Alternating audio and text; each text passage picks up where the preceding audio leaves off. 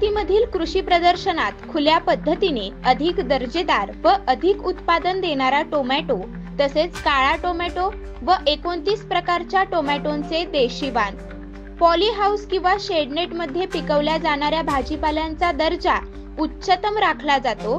मात्र उत्पादन खर्चात बचत करून स्टेजिंगच्या साहाय्याने टोमॅटोचे पीक खुल्या जागेतूनही अगदी 40 फूट उंचीपर्यंत घेऊन ते अधिक काळासाठी उत्पादन देणारे व अधिक उत्पादन देणारे ठरू शकते, याचा प्रयोग या ठिकाणी तुम्हाला पाहता येईल। टोमॅटोचे अधिक दर्जेदार व अधिक उत्पादन देणारे पीक कमी उत्पादन खर्चात घेता येणारे हे प्रात्यक्षिक या ठिकाणी पाहता येणार आहे। नमस्कार, माझे नाव संतोष करंजे, कृषी विज्ञान केंद्र बारामतीमध्ये विषय विशेषज्ञ कृषी विद्या म्हणून कार्यरत आहे।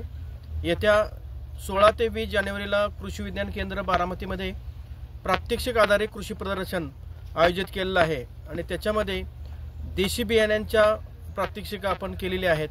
तर त्याच्यामध्ये माझ्या पाठीमागे आपण पाहतो आहोत की विविध टोमॅटोचे 30 व्हरायटी लावलेल्या आहेत आणि ह्या सर्व 30 व्हरायटी ह्या देशी आहेत आणि त्याच्यामध्ये विशेष सांगायचं झालं तर गोल काळा आणि लंब गोलाकार काळ्या वाणाचं टोमॅटो लावलेलं आहे।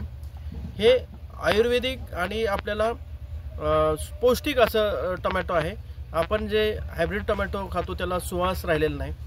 आज माझ्या पाठीमागचे जेवढे टोमॅटो आहेत हे सर्व देशी आहेत। याच्यामध्ये लंब गोलाकार नेहमीचा आपल्याला हायब्रिड टोमॅटो असतो तसाही लंब गोलाकार टोमॅटो आहे आणि हायब्रिडच्या वाणापेक्षा जास्त उत्पादन देत आहेत। हे पाठीमागे तुम्ही पाहिलं तर आत्ताच 10 फूट वाढलेले आहेत।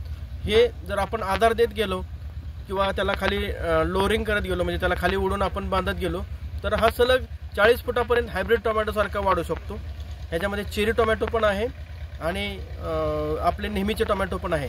चेरीमध्ये पण 3 वेगवेगळ्या आकाराचे आहेत। अगदी बोराच्या आकाराचा, छोट्या बोराच्या आकाराचं पण चेरी टोमॅटो आहे आणि हे पण घसानं लागतात। याच्यामध्ये विशेष म्हणजे रोगराई बिलकुल तुम्हाला दिसणार नाही, केमिकलचा वापर करण्याचीच गरज राहणार नाही।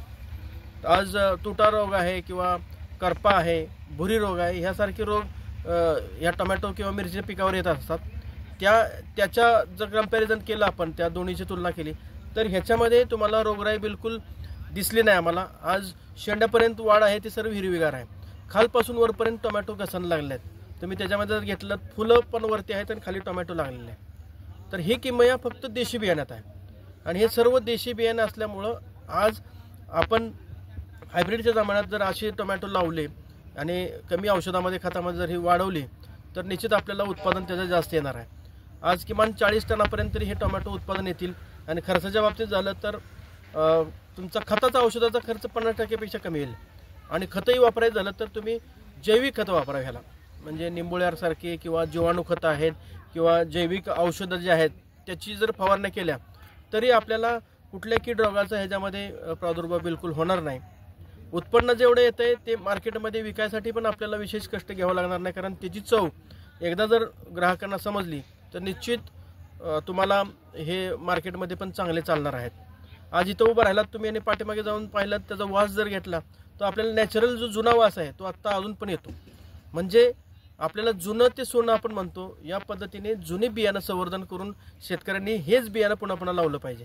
त्याचा बियाण्याचा खर्च वाचेल, रोपांचा खर्च वाचेल, म्हणजे एकंदरीत आपल्याला हे आपल्या भागात येणारे वाण आहेत एवढंच सांगतो। आणि येत्या 16 ते 20 जानेवारीला कृषक या प्रात्यक्षिक आधारित कृषी प्रदर्शनाला आपण सर्वांनी यावं हेच विनंती करतो। धन्यवाद।